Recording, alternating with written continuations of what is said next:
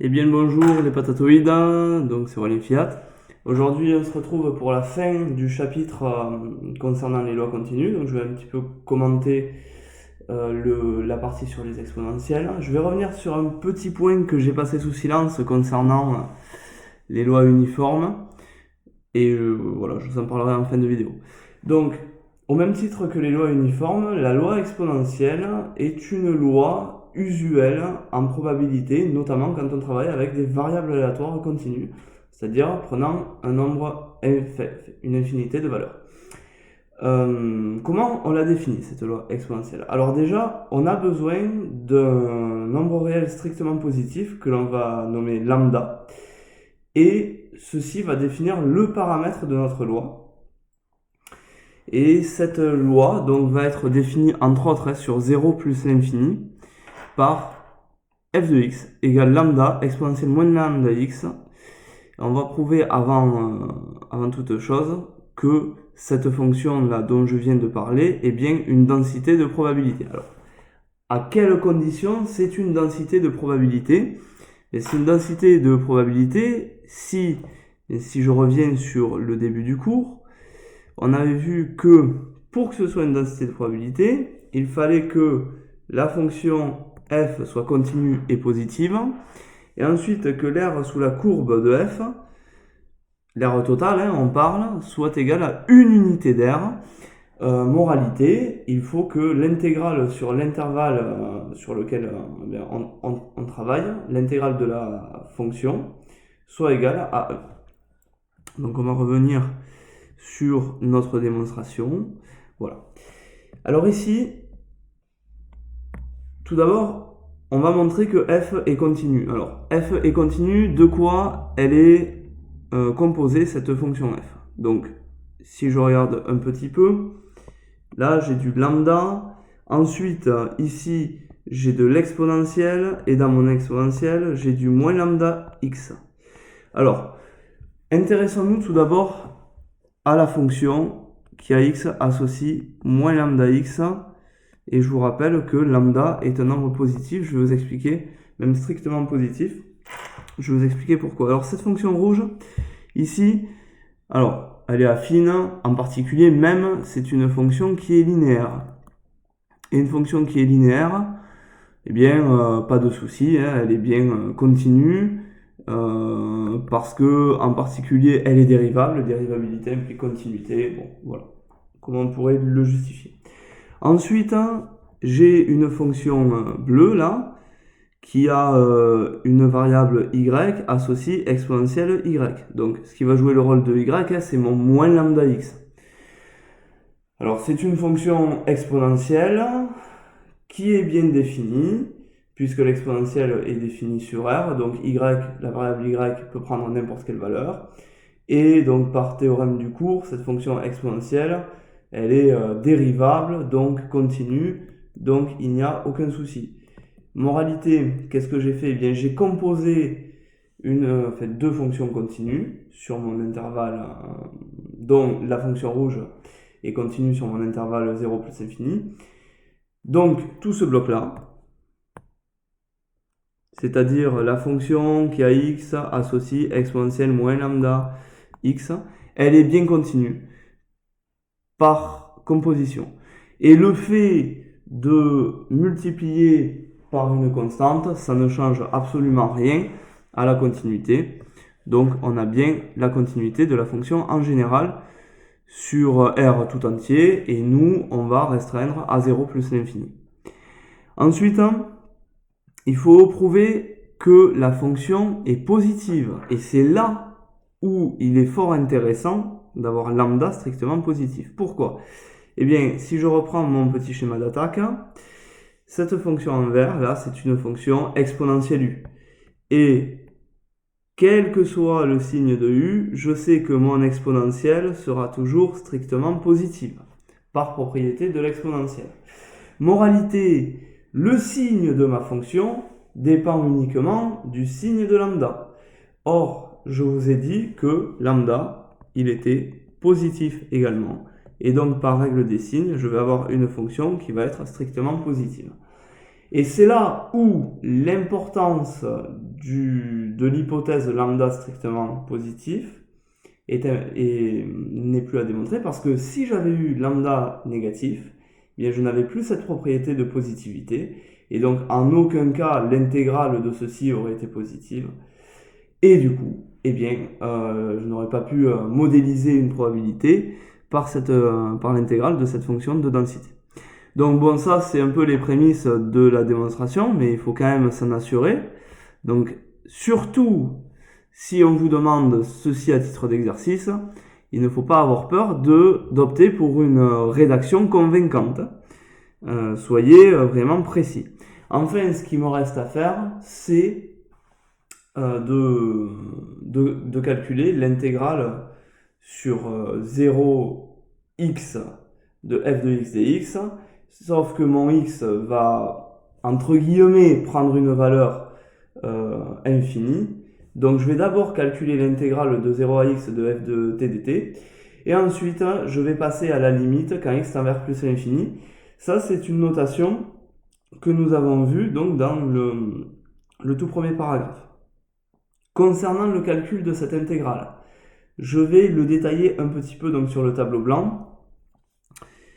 Ici, alors, cette intégrale-là, c'est du coup l'intégrale pour tout x strictement positif. On va calculer l'intégrale de 0 à x de lambda exponentielle moins lambda t dt. Alors attention, hein, là j'ai bien ma variable d'intégration t, et ici la variable x occupe la place d'une borne. Ce n'est pas la même, soyons très clairs. Ici, je vais garder mon lambda dans l'intégrale, et je vais chercher une primitive de exponentielle moins lambda t. Alors pour ce faire, je vais vous rappeler que une intégrale de exponentielle at, une primitive de exponentielle at, c'est exponentielle at sur a. Je vais refaire un petit peu cette preuve. La primitive ou une primitive, c'est une antidérivée. Donc ça veut dire que dans un sens, je vais primitiver, dans l'autre sens, je vais dériver. Donc ici, d sur dt.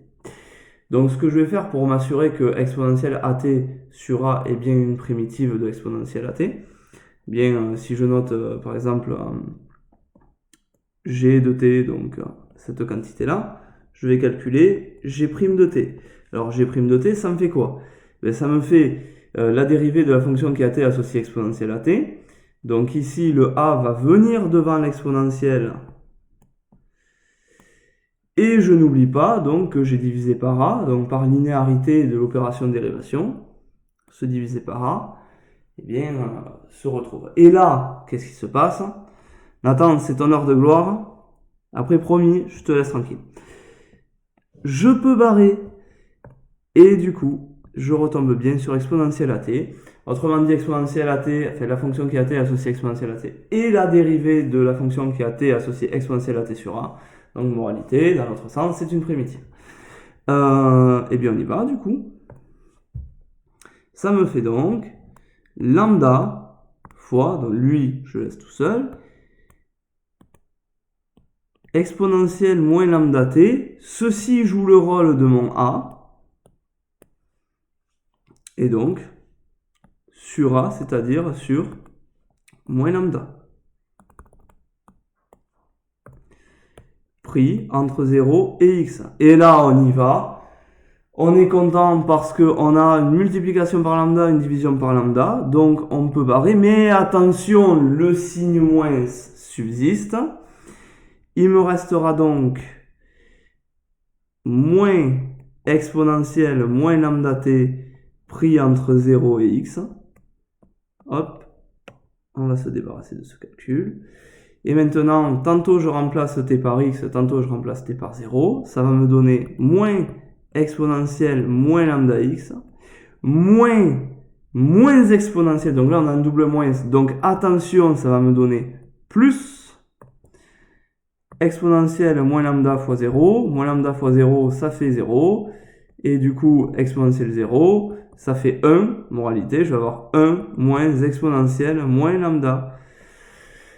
X en guise de résultat pour mon intégrale. Mais attention, moi j'intègre sur l'intervalle total. C'est-à-dire que là, j'ai eu une intégrale sur l'intervalle 0x. Et moi, je veux une intégrale sur l'intervalle 0 plus l'infini. Donc, moralité, pour passer de cet intervalle à celui-là, je vais devoir faire tendre x vers plus l'infini. Et notamment dans cette quantité-là. Donc là, je reprends un petit peu la rédaction de la limite, puisqu'elle avait posé problème au bac blanc. Et je ne vise personne, seulement les 2/3 de la classe. Du coup, vous reprenez le résultat de votre intégrale, qui est là, qu'on va appeler, pourquoi pas, i de x. C'est une fonction, elle dépend de x. Et maintenant, je vais faire tendre x vers plus l'infini. Comment ça se rédige? Bon, eh bien, la limite, quand x tend vers plus l'infini, de moins lambda x égale moins l'infini, car lambda est positif, donc moins lambda est négatif. Par composition,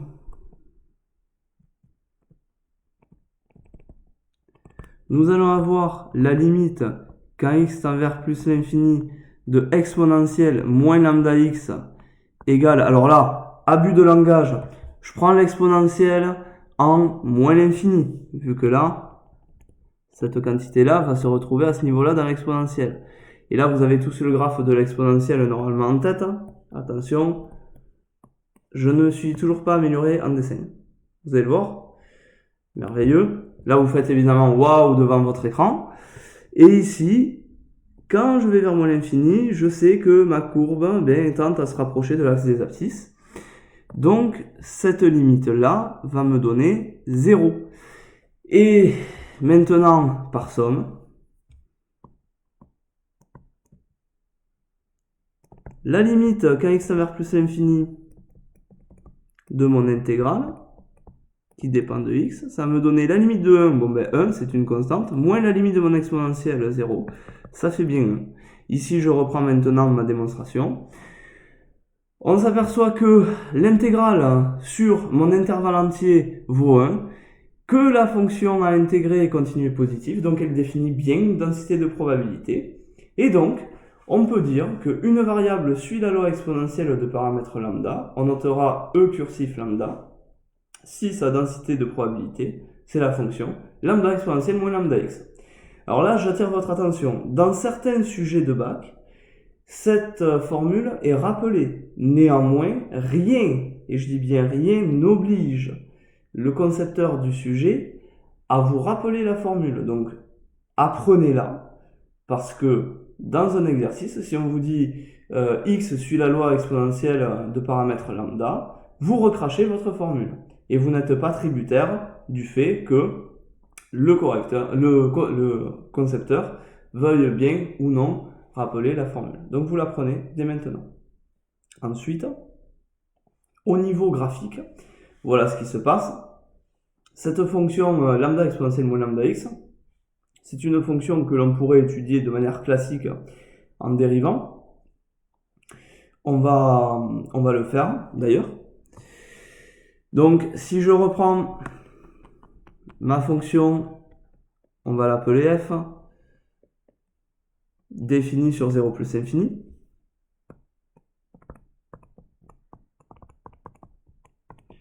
À valeur, alors a priori dans 0, 1, dans 0 pardon, plus l'infini, vu qu'on vient de montrer qu'elle était positive, et qui à x associe lambda exponentielle moins lambda x avec lambda strictement positif, qui va jouer le rôle de notre paramètre.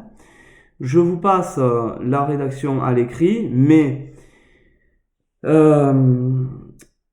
la fonction kx associe moins lambda x est une fonction linéaire, donc dérivable. La fonction exponentielle est dérivable. Par composition, la fonction kx associe exponentielle moins lambda x est dérivable.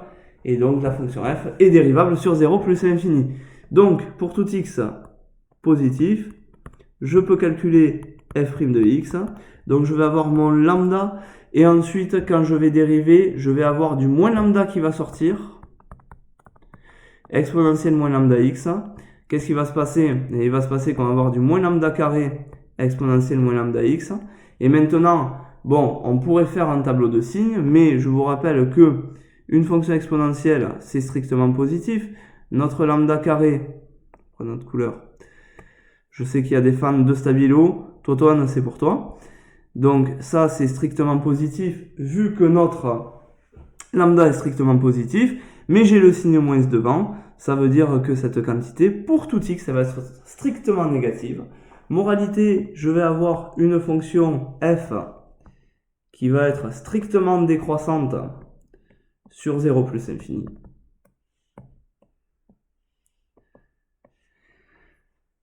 Il me resterait simplement à étudier les bornes.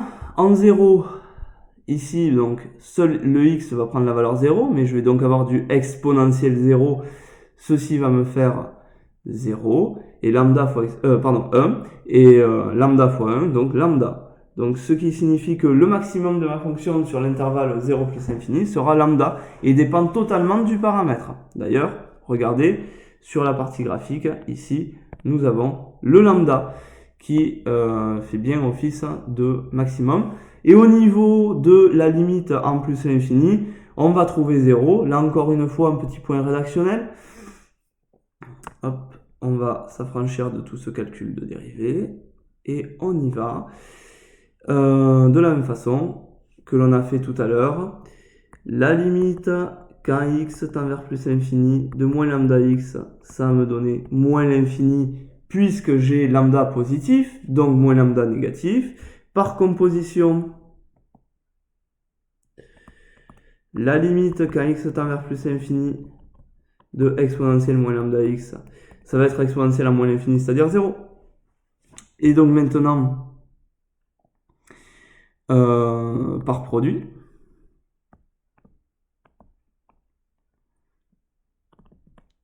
la limite quand x tend vers plus l'infini de f de x, c'est lambda fois 0, c'est-à-dire 0.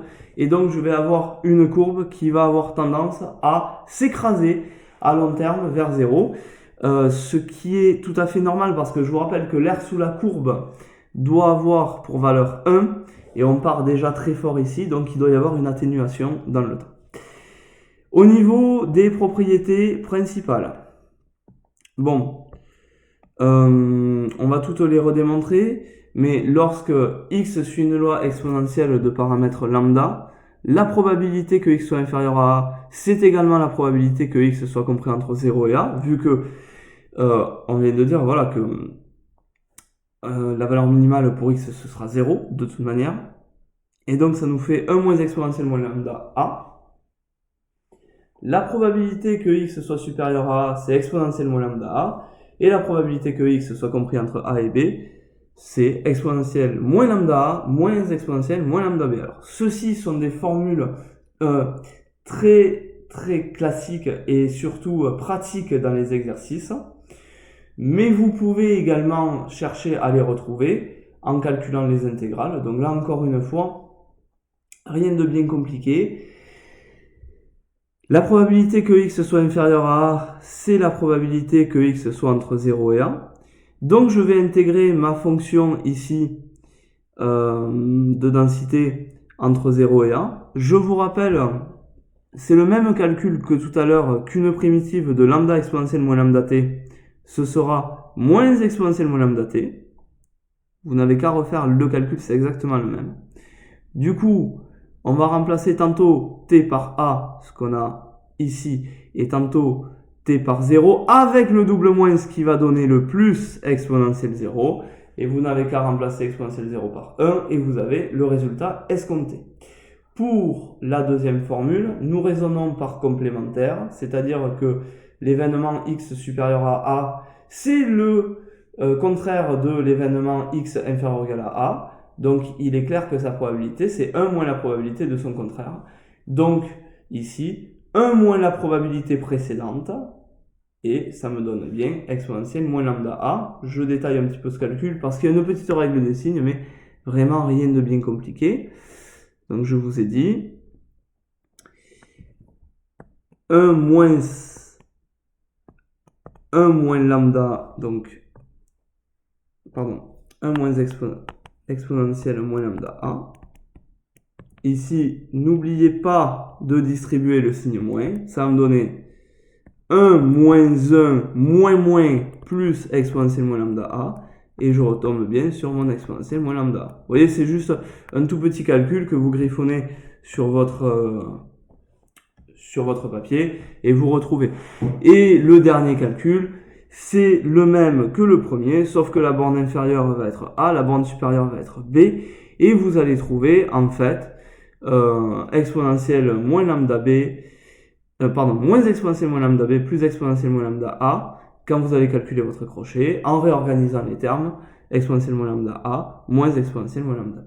Voilà pour ces petites propriétés fort pratiques pour tout ce qui est exercice. Là, on rentre maintenant dans un point qui est quand même un peu plus subtil, qui dit que la loi exponentielle de paramètre lambda est une loi sans vieillissement ou sans mémoire, c'est-à-dire que la probabilité que x soit supérieur à t plus h, sachant que x est supérieur à t, est égale à la probabilité que x soit supérieur à h.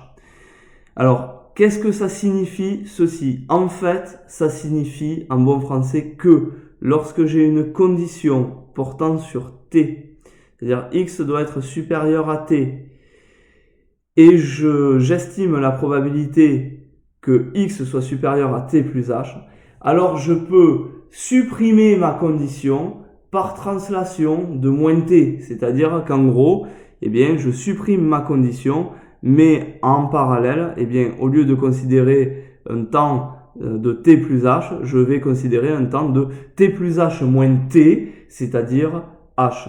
Donc je n'ai plus de condition et par contre je remonte un petit peu dans le temps. Ça c'est fort pratique parce que avec ces lois continues, les probabilités conditionnelles ne sont pas toujours évidentes à cerner et de fait on peut s'en remettre à une probabilité classique et puis ensuite faire un petit calcul d'intégrale. Au niveau de la démonstration, c'est une démonstration qui est exigible au bac. Cependant, je pense que vous serez un peu guidé. Et en plus, dans la fiche d'exercice, je vous ai mis 2 exercices qui vous refont démontrer ceci. Donc, je vais vous l'expliquer. Je vais partir tout simplement de ma probabilité conditionnelle. Et puis, je vais écrire ma formule. Donc, la formule, je vous rappelle, d'une probabilité conditionnelle, c'est celle-ci. P de B sachant A,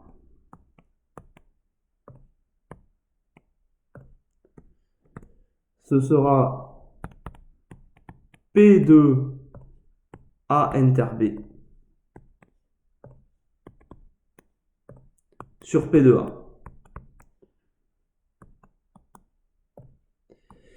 Alors ici, qu'est-ce qui va jouer le rôle de mon A, de ma condition? Ben, c'est X supérieur à T.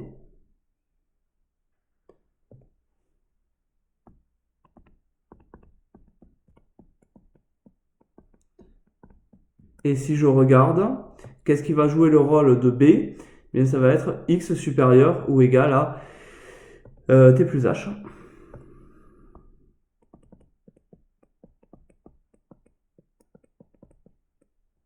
Donc, moralité, ben, je vais me retrouver avec probabilité que X soit supérieur à T inter X supérieur à T plus H sur probabilité que X soit supérieur à T. C'est exactement ce qu'on a ici en première ligne. Cependant, je vois que en deuxième ligne, j'ai une forte simplification.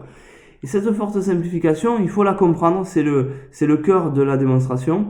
En réalité, je vais vous représenter donc la droite des réels, positif, parce que c'est là où ma variable aléatoire peut prendre ces valeurs.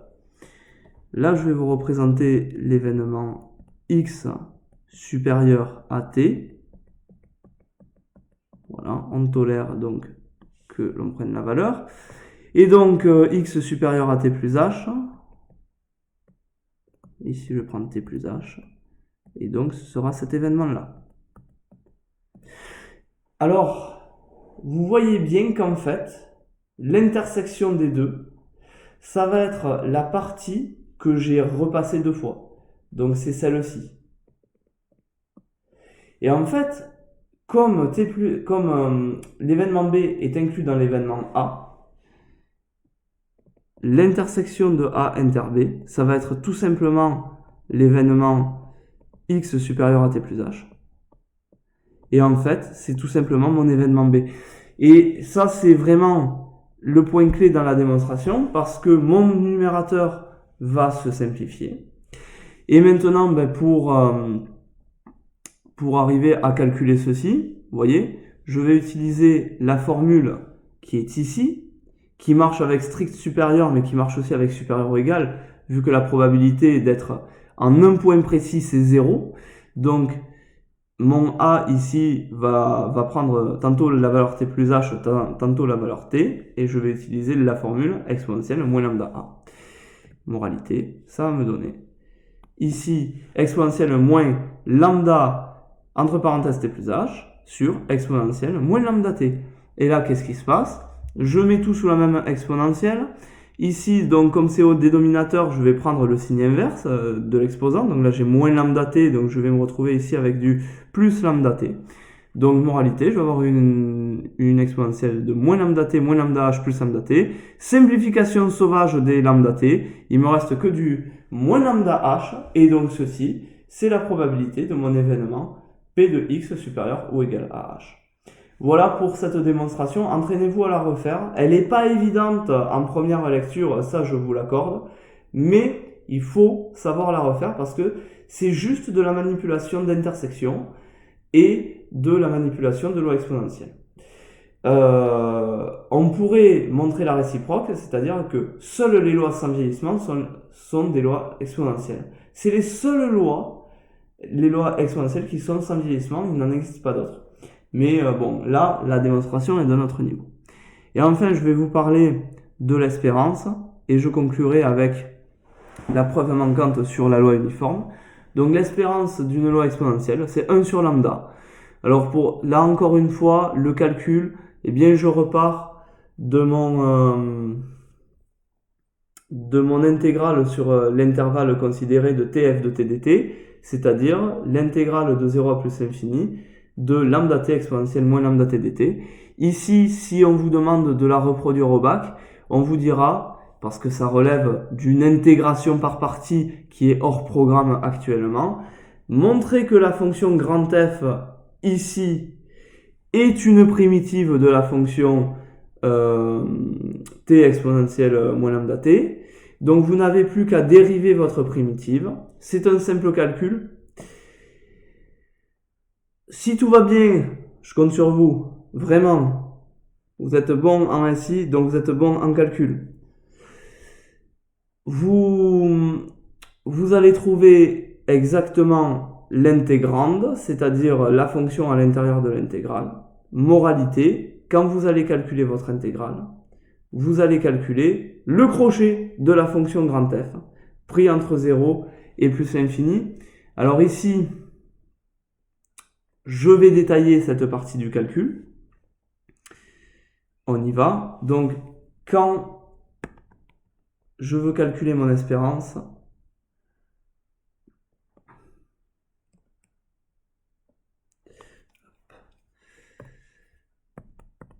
l'espérance de x, donc c'est l'intégrale entre 0 et plus l'infini de mon tf de t dt. Du coup, c'est la limite quand x tend vers plus l'infini de l'intégrale de 0 à x de tf de t dt avec x positif. Donc je vais calculer cette intégrale que je vais appeler ix. Donc ix, ça va être le crochet pris entre 0 et x de ce que j'ai trouvé ici. Donc de ma fonction grand f, c'est-à-dire moins x exponentielle moins lambda x.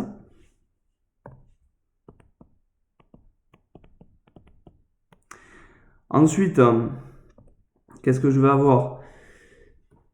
Moins exponentielle moins lambda x sur lambda. On va prendre un petit peu plus de place. Hop. Et ensuite, plus exponentielle moins lambda x. Ça. Non, plus, pardon, 1 sur lambda. Pris entre 0 et x.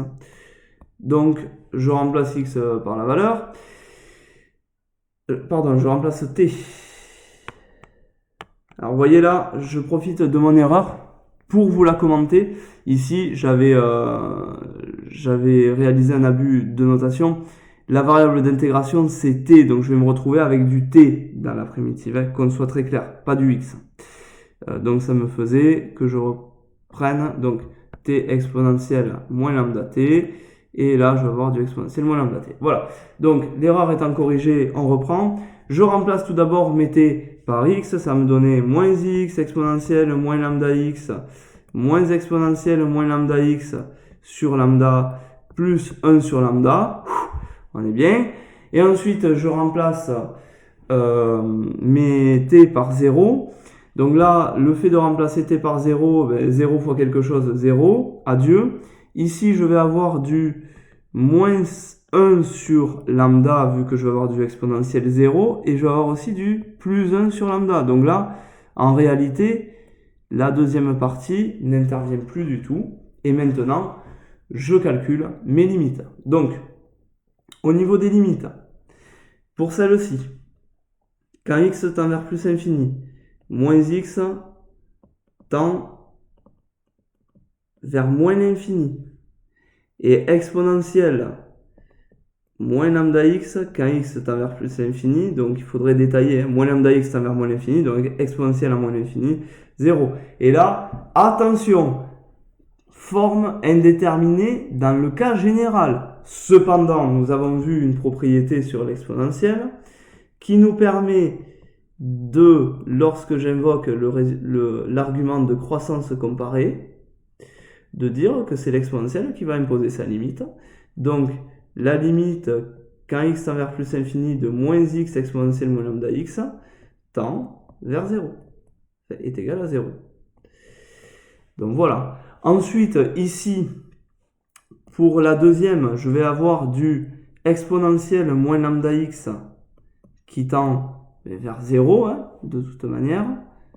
Donc, par produit, si je prends moins exponentielle moins lambda x sur lambda, quand x tend vers plus infini, sa limite c'est moins 0 sur lambda, c'est-à-dire 0. Et du coup, qu'est-ce qui va me rester? Quand x tend vers plus infini, cette quantité-là tend vers 0, cette quantité-ci tend vers 0, il me reste du 1 plus lambda, qui lui ne dépend pas du tout de x, et qui va constituer mon espérance. Voilà, ça aussi, ça peut être une preuve très intéressante à maîtriser parce que elle regroupe de nombreuses techniques sur l'intégrale et sur l'exponentielle. Donc revoyez là, pas à pas. Dernier point que je n'ai pas justifié la dernière fois, et j'en profite maintenant. Là, quand je vous ai parlé de la loi uniforme, je ne vous ai pas justifié que la fonction que je vous présentais était une fonction de densité. Donc je vais le faire maintenant. Si vous vous rappelez bien, dans le cadre d'une loi uniforme, sur un intervalle AB, avec A et B des réels, et A strictement inférieur à B, je vous ai dit que la fonction de densité, c'était la fonction qui a x associée 1 sur b moins a. Bon, du coup, graphiquement parlant, cette fonction, c'est la fonction constante. admettons du coup sur AB, hop, on va dire que A est ici, B est ici, et ici donc j'ai ma ligne de niveau 1 sur B-1. Bon, il faut quand même que je justifie que ce soit une fonction de densité, une densité de probabilité. Alors, il faut qu'elle soit continue. Alors, déjà, c'est une fonction constante, donc elle est continue. Tout va bien. Ensuite, il faut qu'elle soit positive. Pour qu'elle soit positive, 1 est positif. Donc, on est satisfait. Et B-A, je vous rappelle que A est inférieur à B. Ça, c'est très important. Donc, B-A est positif aussi, même strictement. Là, j'aurais pu mettre aussi strictement. Donc, par quotient, cette fonction, elle est positive et même strictement positive. Donc, tout va bien. Il me reste le troisième point, c'est-à-dire l'intégrale de A à B de f de t dt, qui doit valoir 1. Donc, l'intégrale de A à B de f de t dt, c'est l'intégrale de A à B de 1 sur B-A dt. Sauf que mon 1 sur B-A est constant. Je le sors de l'intégrale. Et il me reste l'intégrale de 1 à calculer. Là, j'ai déjà commenté les calculs dans ma deuxième vidéo. Donc, je vais aller un petit peu plus vite. Une primitive de 1, c'est t. Donc, ça me fait 1 sur B-A crochet de t entre A et B. Et le crochet de t, qu'est-ce qu'il me donne? Il me donne B moins A sur B moins A. Et ça fait bien 1 par simplification sauvage.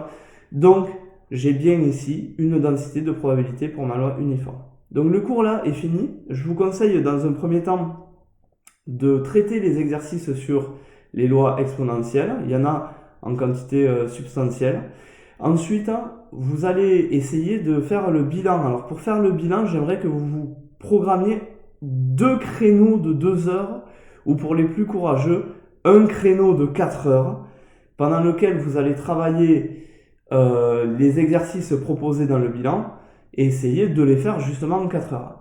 Et enfin, dans la fiche d'exercice, je vous ai mis quelques sujets bac que vous trouverez donc sur les sites que je vous ai renseignés, qui datent d'il y a quelques années, les années où j'ai passé le bac moi-même, mais qui sont très intéressants, notamment sur tout ce qui est fonction de densité et loi exponentielle. Pour ce qui est de la loi uniforme, elle est plus rare dans les sujets de bac, elle peut tomber, mais avec les exercices que je vous ai fournis, vous avez une assez grande masse au niveau des méthodes et de l'entraînement pour avoir tous les réflexes sur la loi uniforme. Donc bon courage, travaillez bien et on se retrouve bientôt.